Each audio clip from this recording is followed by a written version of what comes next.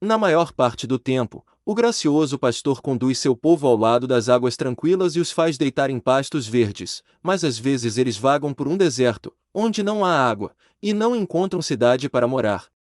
Famintos e sedentos, suas almas desmaiam dentro deles, e clamam ao Senhor em suas tribulações. Embora muitos de seu povo vivam em alegria quase constante e achem que os caminhos da religião são caminhos de prazer, e todos os seus caminhos são de paz, ainda assim há muitos que passam pelo fogo e pela água. Os homens cavalgam sobre suas cabeças. Eles suportam todo tipo de tribulação e tristeza. O dever do ministro é pregar para diferentes personagens. Às vezes, admoestamos os confiantes, para que não se tornem presunçosos. Muitas vezes, despertamos os adormecidos, para que não durmam o sono da morte. Frequentemente confortamos os desanimados, e este é nosso dever esta manhã, ou se não confortá-los, pelo menos dar-lhes alguma exortação que, com a ajuda de Deus, possa ser o meio de tirá-los da triste condição em que caíram, para que não sejam obrigados a clamar para sempre. Oh, se eu fosse como nos meses passados! Imediatamente ao assunto. Uma reclamação, sua causa e cura, e então feche com uma exortação para agitar suas mentes puras, se você estiver em tal posição. E, primeiro, há uma reclamação. Quantos cristãos olham para o passado com prazer, para o futuro com pavor e para o presente com tristeza? Há muitos que olham para trás, para os dias que passaram no temor do Senhor como sendo os mais doces e os melhores que já tiveram, mas quanto ao presente, ele está vestido com um traje negro de melancolia e tristeza. Eles poderiam desejar seus dias de juventude outra vez, para que pudessem viver perto de Jesus, pois agora sentem que se afastaram dele, ou que ele escondeu seu rosto deles, e clamam, ó, que eu fosse como nos meses passados. Tomemos casos distintos um por um. O primeiro é o caso de um homem que perdeu o brilho de suas evidências, e está clamando, ó, que eu fosse como nos meses passados. Ouça seu solilóquio, ó, que meus dias passados pudessem ser lembrados. Então eu não tinha dúvidas sobre minha salvação. Se alguém tivesse perguntado a razão da esperança que estava em mim, eu poderia ter respondido com mansidão e com temor. Nenhuma dúvida me angustiou, nenhum medo me assediou. Eu poderia dizer com Paulo, eu sei em quem tenho crido, e com Jó, eu sei que meu Redentor vive. Minha alma firme não temia mais do que rochas sólidas quando as ondas rugem. Eu me senti como se estivesse de pé sobre a rocha Cristo Jesus. Eu disse, que as preocupações venham como um dilúvio selvagem, e tempestades de tristeza caiam, certamente chegarei em segurança ao meu lar, meu Deus, meu céu, meu tudo, mas quão mudado está agora! Onde não havia nuvem, tudo nuvem, onde eu podia ler meu título claro, tremo ao ler minha condenação tão claramente. Eu esperava confiar em Cristo, mas agora o pensamento sombrio surge, que eu era um hipócrita e havia enganado a mim mesmo e aos outros. O máximo que posso alcançar é, acho que ainda esperarei nele, e se eu não puder ser revigorado com a luz de seu semblante, ainda na sombra de suas asas confiarei. Sinto que se eu me afastar dele não há outro Salvador, mas que escuridão espessa me cerca! Como Paulo de antigamente, houve dias e noites em que nem o sol, nem a lua, nem as estrelas apareceram.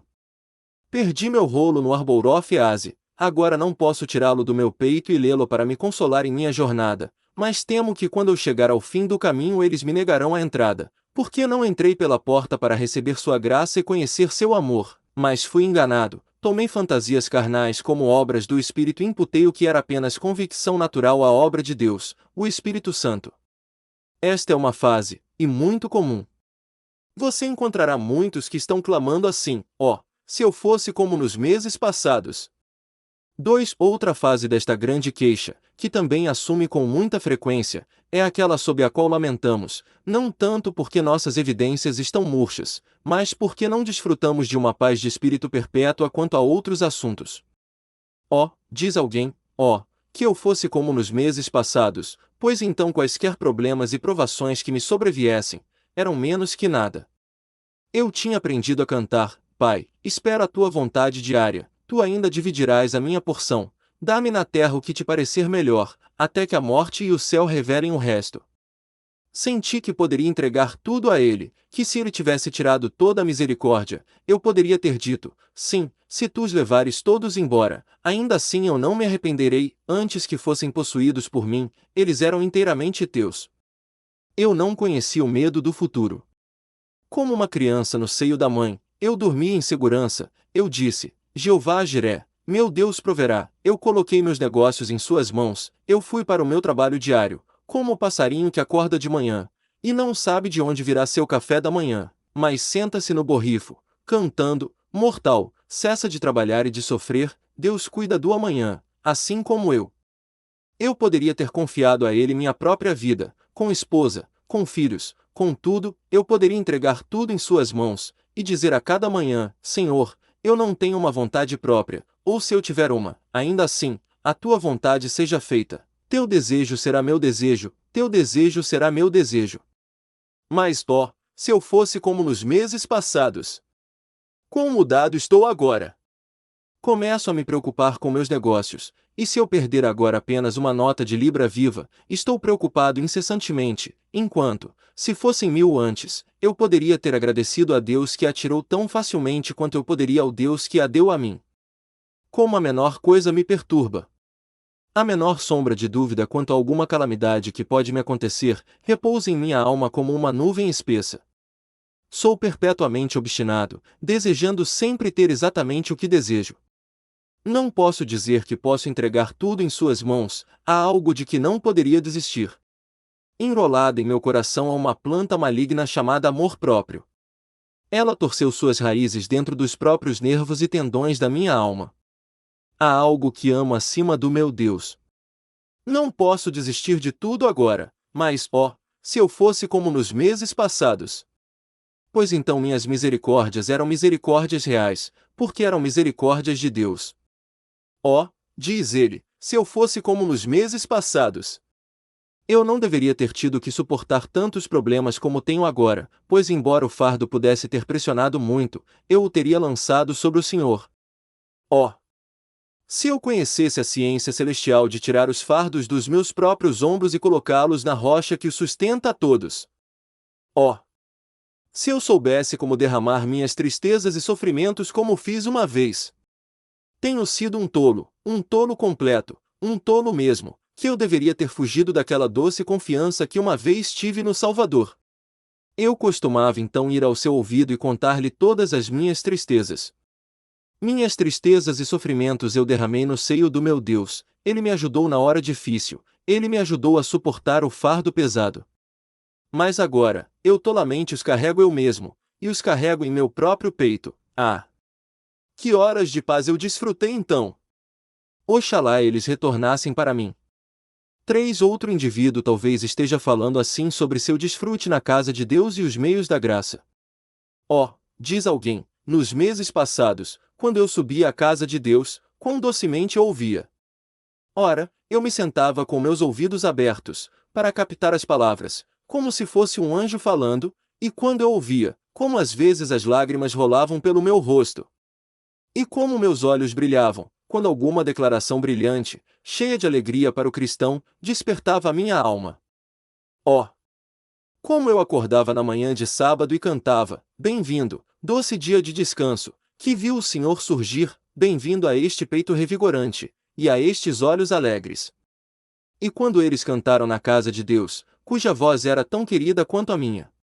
Quando me retirei do culto, foi com passos leves, fui contar aos meus amigos e vizinhos as notícias gloriosas que ouvi no santuário. Aqueles eram doces sábados, e quando as reuniões de oração chegaram, como fui encontrado em meus lugares e as orações eram orações de fato ao meu espírito, quem quer que eu ouvisse pregar, desde que fosse o Evangelho, como minha alma se alimentava e engordava sob ele. Pois sentei-me em um banquete de alegria.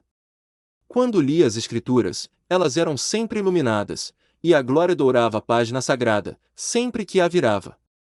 Quando me ajoelhava em oração, podia derramar minha alma diante de Deus, e amava o exercício, sentia que não poderia ser feliz a menos que passasse meu tempo de joelhos, amava meu Deus, e meu Deus me amava, mas ó! Quão mudado agora! Ó, que eu fosse como nos meses passados! Subo para a casa de Deus, É a mesma voz que fala, o mesmo homem que tanto amo, ainda se dirige a mim.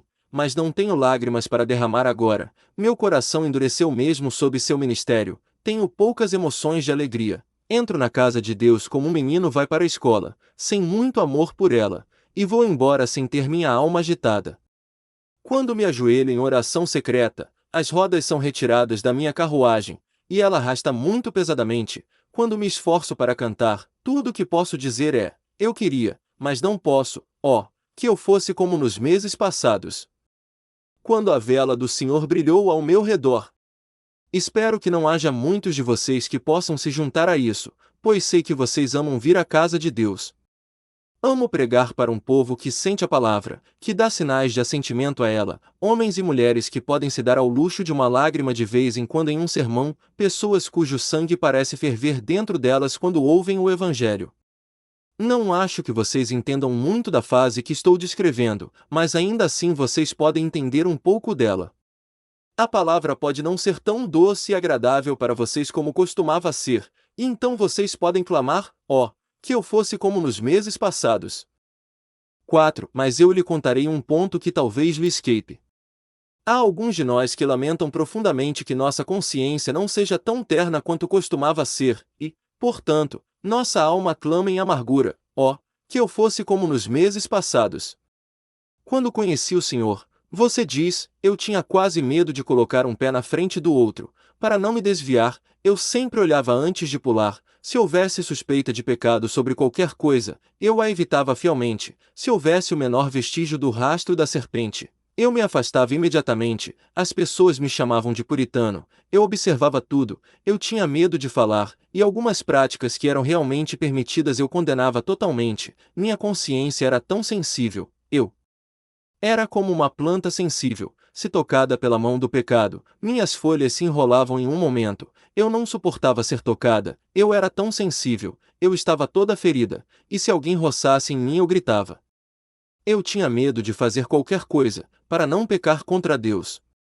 Se eu ouvisse um juramento, meus ossos tremiam dentro de mim, se eu visse um homem quebrar o sábado, eu tremia e tinha medo, onde quer que eu fosse. O menor sussurro de pecado me assustava, era como a voz de um demônio quando ouvia uma tentação, e eu disse com violência, vai para trás de mim, Satanás. Eu não podia suportar o pecado, eu fugia dele como de uma serpente, eu não conseguia provar uma gota dele, mas, ó, se eu fosse como nos meses passados.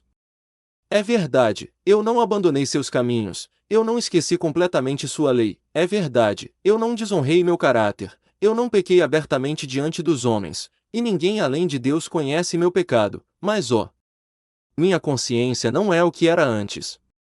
Ela trovejou uma vez, mas não troveja agora. Ó consciência! Consciência!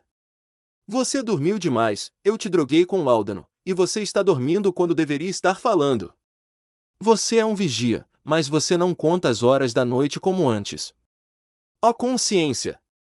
Às vezes eu ouvia seu chocalho em meus ouvidos, e isso me assustava. Agora você dorme, e eu continuo a pecar. Foi apenas um pouco que eu fiz, ainda assim, esse pouco mostra o caminho. Canudos dizem para que lado o vento sopra, e sinto que meu ter cometido um pequeno pecado evidencia de que maneira minha alma está inclinada. Ó! Que eu tivesse uma consciência sensível novamente. Ó! Que eu não tivesse essa consciência de rinoceronte, que é coberta com couro duro, através do qual as balas da lei não podem perfurar. Ó! Que eu tivesse uma consciência como a que eu costumava ter. Ó! Que eu fosse como nos meses passados. 5. Mais uma forma dessa triste condição. Há alguns de nós, amados, que não temos tanto zelo pela glória de Deus e pela salvação dos homens como costumávamos ter meses atrás. Se víssemos uma alma indo para a destruição, nossos olhos se enchiam de lágrimas em um momento. Se apenas víssemos um homem inclinado ao pecado, corríamos diante dele com lágrimas nos olhos e desejávamos nos sacrificar para salvá-lo. Não podíamos andar na rua, mas deveríamos estar dando um folheto a alguém ou reprovando alguém. Pensávamos que deveríamos estar sempre falando do Senhor Jesus. Se houvesse algum bem a ser feito, sempre estávamos em primeiro lugar nisso. Desejávamos por todos os meios salvar alguns, e pensávamos naquela época que poderíamos nos entregar à morte, se pudéssemos apenas arrebatar uma alma do inferno. Tão profundo, tão ardente era nosso amor por nossos semelhantes, que pelo amor que tínhamos pelo nome de Cristo, teríamos ficado contentes em sermos ridicularizados, vaiados e perseguidos pelo mundo inteiro, se pudéssemos ter feito algum bem nele. Nossa alma ardia com intenso desejo por almas, e considerávamos todas as outras coisas como mesquinhas e sem valor, mas agora as almas podem ser condenadas, e não há uma lágrima, pecadores podem afundar no poço escaldante do inferno, e nenhum gemido, milhares podem ser varridos a cada dia, e afundar em aflição sem fundo, e ainda assim nenhuma emoção. Podemos pregar sem lágrimas, podemos orar por eles sem nossos corações. Podemos falar com eles sem sentir suas necessidades, passamos pelos redutos da infâmia, desejamos o melhor aos internos, e isso é tudo. Até nossa compaixão morreu. Uma vez ficamos perto da beira do inferno, e pensávamos a cada dia que ouvíamos os gritos e uivos dos espíritos condenados soando em nossos ouvidos, e então dissemos: ó Deus, ajuda-me a salvar meus semelhantes de descerem ao abismo. Mas agora esquecemos de tudo. Temos pouco amor aos homens, não temos metade do zelo e energia que uma vez tivemos. Oh! Se esse for seu estado, amados, se você puder participar disso, como seu pobre ministro, infelizmente pode fazer em alguma medida, então podemos muito bem dizer: ó, que eu fosse como nos meses passados. Segunda, mas agora estamos prestes a pegar esses diferentes personagens e contar a vocês a causa e a cura. Uma das causas desse triste estado de coisas é a deficiência na oração, e, claro, a cura está em algum lugar próximo à causa. Você está dizendo: ó, que eu fosse como nos meses passados. Vamos, meu irmão, estamos indo à raiz do problema. Uma razão pela qual não é com você como nos meses passados é esta: você não ora como antes. Nada traz tanta magreza à alma de um homem quanto a falta de oração. É bem dito que um armário negligenciado é o berço de todo o mal. Todo bem nasce no armário, todo bem brota dele, ali o cristão o obtém, mas se ele negligencia seu armário, então todo o mal vem dele. Nenhum homem pode progredir na graça se abandonar seu armário. Não importa quão forte ele possa ser na fé. Dizem que homens gordos podem por um tempo viver da carne que adquiriram, mas não há um cristão tão cheio de carne que possa viver da velha graça. Se ele engorda, ele chuta, mas não pode viver de sua gordura. Aqueles que são fortes e poderosos em si mesmos não podem existir sem oração. Se um homem tivesse o poder espiritual de 50 dos mais escolhidos cristãos de Deus em si mesmo, ele morreria, se não continuasse a arar.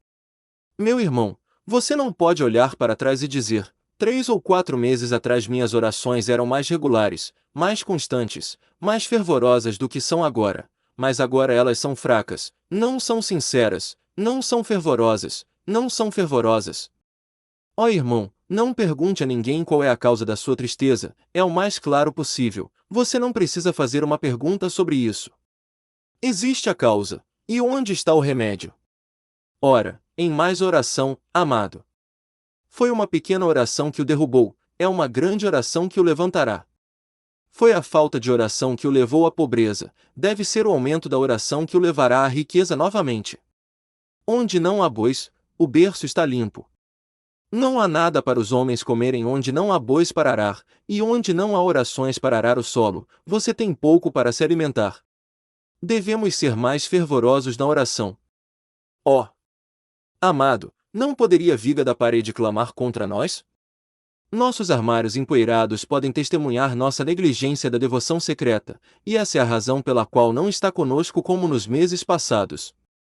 Meus amigos, se vocês comparassem o cristão a uma máquina a vapor, vocês deveriam fazer suas orações, alimentadas pelo Espírito Santo, serem o próprio fogo que sustenta seu movimento. A oração é o veículo escolhido por Deus para a graça, e é imprudente aquele que a negligência. Deixe-me ser duplamente sério sobre este assunto, e deixe-me dar um golpe certeiro para alguns. Caro amigo, você quer dizer o que diz, e você acredita no que diz, que a negligência da oração levará a sua alma a uma condição muito perigosa. Se for assim, não direi mais nada a você, pois você facilmente adivinhará o remédio para seu lamentável clamor: ó, se eu fosse como nos meses passados. Um certo comerciante deseja ser tão rico quanto costumava ser. Ele costumava enviar seus navios para a região do ouro para trazer-lhe para casa cargas de ouro, mas nenhum navio saiu do porto ultimamente, e, portanto, ele pode se surpreender por não ter tido nenhuma carga de ouro? Então, quando um homem ora, ele envia um navio para o céu, e ele volta carregado de ouro. Mas se ele deixa de súplica, então seu navio está preso ao tempo e fica em casa, e não é de se admirar que ele se torne um homem pobre. 2. Talvez, novamente, você esteja dizendo, que eu fosse como nos meses passados, não tanto por sua própria culpa, mas pela culpa do seu ministro. Existe tal coisa, meus queridos amigos, como entrarmos em uma condição terrivelmente ruim por meio do ministério que frequentamos. Pode-se esperar que os homens cresçam na graça quando nunca são regados com as correntes que alegram a cidade do nosso Deus? Pode-se supor que eles se tornem fortes no Senhor Jesus, quando não se alimentam de alimento espiritual? Conhecemos alguns que resmungam, sábado após sábado, e dizem que não conseguem ouvir tal e tal ministro. Por que você não compra uma trombeta de ouvido então? Mas quero dizer que não posso ouvi-lo para o lucro da minha alma. Então não vá ouvi-lo, se você tentou por um longo tempo e não obteve nenhum lucro. Eu sempre penso que um homem que resmunga ao sair da capela não deve ser lamentado, mas chicoteado, pois ele pode ficar longe se quiser e ir para onde quiser. Há muitos lugares onde as ovelhas podem se alimentar à sua maneira, e cada um é obrigado a ir para onde ele obtém o pasto mais adequado à sua alma, mas você não é obrigado a fugir assim que seu ministro morre, como muitos de vocês fizeram antes de virem para cá. Você não deve fugir do navio assim que a tempestade chega, e o capitão se foi, e você o acha não exatamente navegável. Fique ao lado dele, comece a calafetá-lo, Deus lhe enviará um capitão, haverá um bom tempo em breve, e tudo ficará bem. Mas muito frequentemente um mau ministro deixa o povo de Deus faminto em esqueletos ambulantes, de modo que você pode contar todos os seus ossos, e quem se pergunta que eles deixam seu ministro faminto, quando não recebem comida e nenhum nutriente de seus ministérios. Esta é uma segunda razão pela qual os homens frequentemente clamam, que eu fosse como nos meses passados. 3. Mas há uma razão ainda melhor, que chegará mais perto de alguns de vocês. Não é tanto a maldade da comida, mas a raridade com que vocês vêm comê-la. Vocês sabem, meus queridos amigos, nós encontramos de vez em quando um homem que vinha 2 vezes por dia à casa de Deus no sábado. Na segunda-feira à noite ele estava ocupado no trabalho, mas seu avental estava enrolado, e se ele não pudesse estar presente o tempo todo, ele vinha no final. Na quinta-feira à noite ele iria, se possível, ao santuário, para ouvir um sermão de algum ministro do Evangelho, e se sentaria até tarde da noite e se levantaria cedo de manhã, para compensar o tempo que ele havia gasto nesses exercícios religiosos. Mas aos poucos ele pensou, estou muito esforçado, isso é cansativo, é muito longe para andar. E então ele desiste primeiro de um serviço, e depois de outro, e então começa a clamar, se eu fosse como nos meses passados. Ora, irmãos, vocês não precisam se surpreender com isso. O homem não come tanto quanto costumava comer. Pouco e frequentemente é a maneira como as crianças devem ser alimentadas, embora eu tenha dado a vocês muito esta manhã. Ainda assim, pouco e frequentemente é uma regra muito boa. Eu realmente acho que, quando as pessoas desistem dos serviços durante a semana, a menos que seja totalmente impraticável para elas comparecerem a eles, adeus à religião. Adeus à piedade prática, diz Whitefield, quando os homens não adoram a Deus durante a semana. Os serviços durante a semana são frequentemente a nata de todos. Deus dá ao seu povo baldes cheios de leite no sábado, mas ele frequentemente tira a nata para o dia da semana. Se eles ficarem longe, é maravilhoso que tenham que dizer, que eu fosse como nos meses passados. Eu não os culpo, amados, eu apenas desejo despertar suas mentes puras por meio da lembrança. Um sujeito muito simples que é, não é? Sim, ele sempre diz a vocês o que quer dizer, e sempre pretende fazê-lo. Fiquem com suas cores, meus homens. Mantenham-se próximos do estandarte se quiserem vencer a batalha. E quando parece haver a menor deserção, é simplesmente nosso dever exortá-los, para que, por qualquer medida, não se afastem da solidez de sua fé. 4. Mais frequentemente essa queixa surge da idolatria. Muitos entregaram seus corações a outra coisa, exceto a Deus, e colocaram suas afeições nas coisas da terra, em vez das coisas do céu. É difícil amar o mundo e amar a Cristo, é impossível, isso é mais, mas é difícil não amar a criatura, é difícil não se entregar à terra, eu quase disse, é impossível não fazer isso, é difícil, e somente Deus pode nos capacitar, somente Ele pode nos manter com nossos corações totalmente fixos nele, mas observe sempre que fazemos um bezerro de ouro para adorar, mais cedo ou mais tarde chegaremos a isso. Moeremos nosso bezerro de ouro e o colocaremos em nossa água para bebermos, e então teremos. Que dizer, ele me embriagou com o absinto. Nunca um homem faz um ídolo para si mesmo para adorar, sem que ele caia sobre ele e quebre alguns de seus ossos. Nunca houve um homem que partiu para cisternas rotas para encontrar água, mas em vez disso ele encontrou criaturas repugnantes ali, e foi amargamente enganado. Deus fará com que seu povo viva dele, e de ninguém mais, e se eles viverem de qualquer outra coisa além dele, ele cuidará de dar-lhes as águas de Mara, para amargar sua bebida, e levá-los à rocha dos mais puros riachos. Ó, amados, vamos cuidar para que nossos corações sejam totalmente dele, somente de Cristo, unicamente de Cristo. Se eles forem assim, não teremos que clamar, ó, que eu fosse como nos meses passados. 5. No entanto, dificilmente precisamos detalhar mais razões. Adicionaremos apenas mais uma, e essa é a mais comum de todas. Talvez tenhamos nos tornado autoconfiantes e hipócritas. Se assim for, essa é uma razão pela qual não está conosco como nos meses passados. Meus amigos, esse velho patife da autojustiça, vocês nunca se livrarão dele enquanto viverem. O diabo foi bem retratado sob a forma de uma serpente porque uma serpente pode rastejar em qualquer lugar, mesmo na menor fenda. A autojustiça é uma serpente, pois ela entrará em qualquer lugar. Se você tentar servir a seu Deus, que bom sujeito você é, diz o diabo. Você não serve bem a seu Deus? Você está sempre pregando. Você é um sujeito nobre. Se você vai a uma reunião de oração, Deus lhe dá um pequeno presente, e você é capaz de derramar seu coração. Atualmente, há um tapinha nas costas de Satanás. Você não orou docemente? Eu sei que os irmãos vão te amar, você está crescendo muito na graça.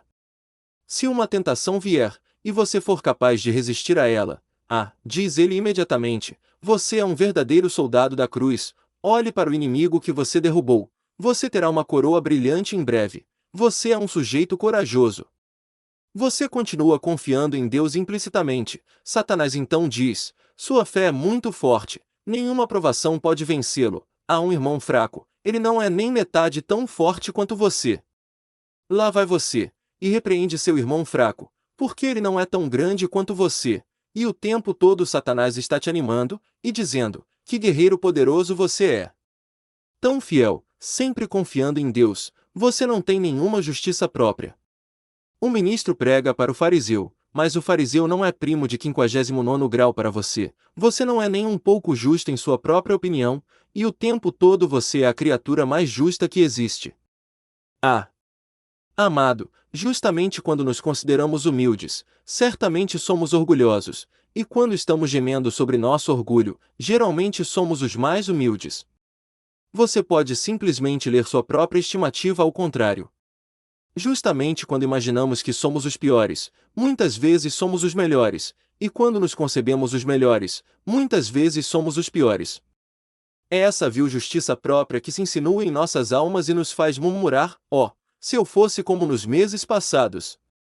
Sua vela tem o cheiro da justiça própria sobre ela, você quer que isso seja tirado, e então você queimará bem.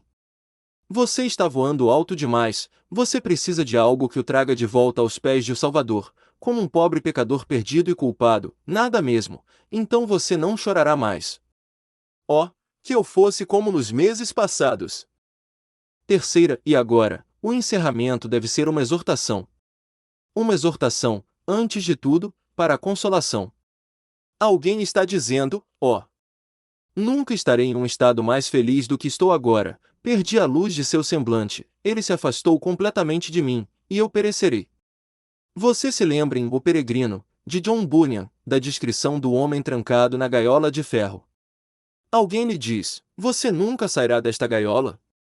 Não, nunca. Você está condenado para sempre? Sim, estou. Por que foi isso?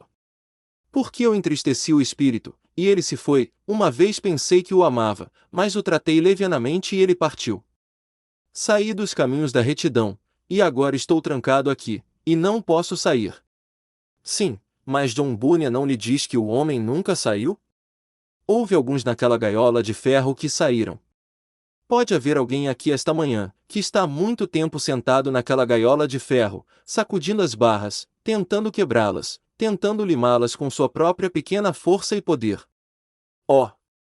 Caro amigo, você nunca passará pelas barras de ferro daquela gaiola terrível, você nunca escapará sozinho. O que você deve fazer? Você deve começar a cantar como o pássaro na gaiola faz, então o gentil mestre virá e o deixará sair. Clame a ele para libertá-lo, e embora você chore e grite, e ele bloqueie sua oração, ele ouvirá em breve. E como Jonas você exclamará nos dias que virão: da barriga do inferno eu clamei ao Senhor, e ele me ouviu. Você encontrará o rolo sob o assento, embora o tenha deixado cair na colina da dificuldade, e quando tiver, você o colocará em seu peito novamente, e o segurará com mais força, porque o perdeu por um pouco de tempo. Retorne, ó andarilho, retorne, e busque o rosto de um pai ferido. Aqueles desejos calorosos que ardem em ti foram acesos pela graça recuperada. E agora outra exortação, não tanto para consolá-los, mas para incitá-los cada vez mais a buscar ser o que vocês deveriam ser. Ó homens e mulheres cristãos, meus irmãos e irmãs na fé de Jesus Cristo! Quantos de vocês estão contentes apenas por serem salvos e meramente entrarem no céu? Quantos encontramos que estão dizendo: ó, se eu pudesse apenas entrar pela porta, se eu pudesse simplesmente ser um filho de Deus, e eles realizam seus desejos literalmente, pois são o menos cristãos possível. Eles teriam moderação na religião. Mas o que é moderação na religião? É uma mentira, é uma farsa. Uma esposa pede ao marido que seja moderadamente amoroso? Um pai espera que seu filho seja moderadamente obediente? Vocês buscam ter seus servos moderadamente honestos? Não. Então como vocês podem falar sobre ser moderadamente religioso? Ser moderadamente religioso é ser irreligioso. Ter uma religião que não entra no próprio coração e influencia a vida é virtualmente não ter religião alguma. Às vezes tremo quando penso em alguns de vocês que são meros professores. Vocês estão contentes, sepulcros caiados, porque vocês estão lindamente branqueados, vocês descansam satisfeitos, sem olhar para o ossário abaixo. Quantos de vocês limpam o exterior do copo e do prato, e porque a igreja não pode acusar vocês, e o mundo não pode acusá-los, vocês acham que o exterior do copo será suficiente? Tome cuidado! Tome cuidado!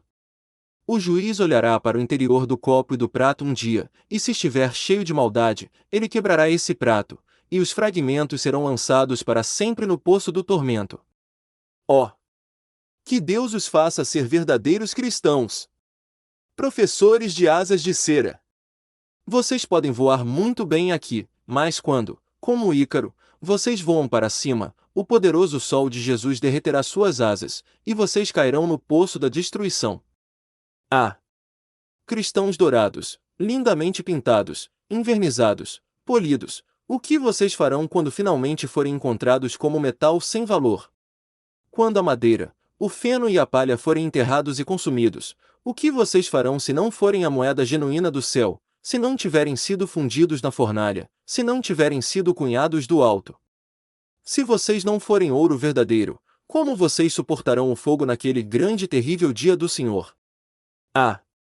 E há alguns de vocês que podem suportar o fogo, eu confio. Vocês são filhos de Deus, mas, amados, eu os acuso injustamente quando digo que muitos de nós sabemos que somos filhos de Deus, mas estamos contentes em ser como pequenas crianças anãs, estamos sempre clamando: ó, se eu fosse como nos meses passados. Essa é uma marca de nanismo. Se quisermos fazer grandes coisas no mundo, não devemos frequentemente proferir este grito, devemos frequentemente estar cantando: eu sou o maior dos pecadores, mas Jesus morreu por mim, e com um semblante alegre devemos ser capazes de dizer que sabemos em quem cremos. Você deseja ser útil? Você deseja honrar seu mestre?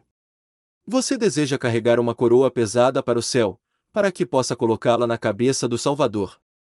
Se você deseja, e eu sei que deseja, então busque acima de todas as coisas que sua alma possa prosperar e ter saúde, que seu homem interior não esteja simplesmente em um estado vivo, mas que você possa ser uma árvore plantada junto aos rios de água, produzindo seu fruto em sua estação, sua folha nunca murchando, e tudo que você fizer prosperando. Ah! Você quer ir para o céu e usar uma coroa sem estrelas lá, uma coroa que será uma coroa real, mas que não terá nenhuma estrela sobre ela, porque nenhuma alma foi salva por você. Você deseja sentar-se no céu com um vestido de Cristo, mas sem uma única joia que Deus lhe deu como seu salário aqui embaixo? Ah! Não, me parece que você deseja ir para o céu em traje completo, e entrar na plenitude da alegria do Senhor. 5 talentos bem aproveitados, 5 cidades, e que nenhum homem se satisfaça com seu único talento meramente, mas que ele procure colocá-lo para fora com juros, pois ao que tem será dado, e ele terá em abundância. E finalmente, para muitos de vocês o que eu preguei não tem interesse algum. Talvez vocês digam, se eu fosse como nos meses passados, pois então eu estava muito bem e era um sujeito alegre. Então eu poderia beber com o bebedor mais profundo de qualquer lugar. Então eu poderia correr alegremente para o pecado, mas não posso agora. Eu machuquei meu corpo. Eu machuquei minha mente. Não está comigo como costumava ser, eu gastei todo o meu dinheiro. Eu queria ser como costumava ser. Ah! Pobre pecador, você tem boas razões para dizer, se eu fosse como nos meses passados. Mas espere 4 ou 5 meses, e então você dirá isso mais enfaticamente, e pensará que até hoje é melhor do que aquele dia, e quanto mais você avança, mais desejará voltar, pois o caminho para o inferno é para baixo, para baixo, para baixo, para baixo, sempre para baixo, e você estará sempre dizendo, se eu fosse como nos meses passados. Você olhará para trás, para o tempo em que a oração de uma mãe o abençoou, e a repreensão de um pai o alertou, quando você foi para uma escola sabatina, e sentou-se no colo de sua mãe, para ouvi-la falar de um Salvador, e quanto mais longo for o retrospecto da bondade, mais essa bondade lhe doerá. Ah, meus amigos, vocês precisam voltar, alguns de vocês. Lembrem-se de quão longe vocês caíram, o quanto vocês partiram, mas vocês não precisam voltar. Em vez de olhar para trás e chorar, se eu fosse como nos meses passados, diga algo diferente. Diga, se eu fosse um novo homem em Cristo Jesus, não seria bom para você começar de novo em seu estado atual, você logo seria tão ruim quanto é agora, mas diga, se eu fosse um novo homem em Cristo Jesus, se eu pudesse começar uma nova vida. Alguns de vocês gostariam de começar uma nova vida, alguns de vocês, réprobos, que foram para longe. Bem, pobre mortal, você pode. Como, salvas tu? Porque, se tu és um novo homem em Cristo Jesus, tu começarás de novo. Um cristão é tanto um novo homem como se ele não tivesse sido homem algum antes. A velha criatura é destronada, ele é uma nova criatura, nascido de novo, e começando uma nova existência. Pobre alma! Deus pode fazer de ti um novo homem. Deus, o Espírito Santo, pode construir uma nova casa a partir de ti, sem nem pau nem pedra do velho homem nela, e ele pode te dar um novo coração, um novo espírito, novos prazeres, nova felicidade, novas perspectivas, e finalmente te dar um novo céu. Mas, diz alguém, eu sinto que quero essas coisas, mas posso tê-las? Adivinhe se você pode tê-las, quando eu lhe digo, esta é uma palavra fiel, e digna de toda aceitação, que Jesus Cristo veio ao mundo para salvar os pecadores. Não diz que é digna de alguma aceitação, mas é digna de toda a aceitação que você sempre dará a ela. Se você agora diz, Jesus veio ao mundo para salvar pecadores, eu acredito que ele veio. Eu sei que ele veio para me salvar, você achará isso digno de toda aceitação. Você ainda diz, mas ele me salvará. Eu lhe darei outra passagem, todo aquele que vem a mim de maneira nenhuma o lançarei fora. Ah! Mas eu não sei se posso vir. Todo aquele, diz. Todo aquele que vem a mim de maneira nenhuma o lançarei fora. Todo aquele que quiser, venha, está escrito. Tu queres? Eu só falo para aqueles que querem, que sabem que precisam de um Salvador. Tu queres?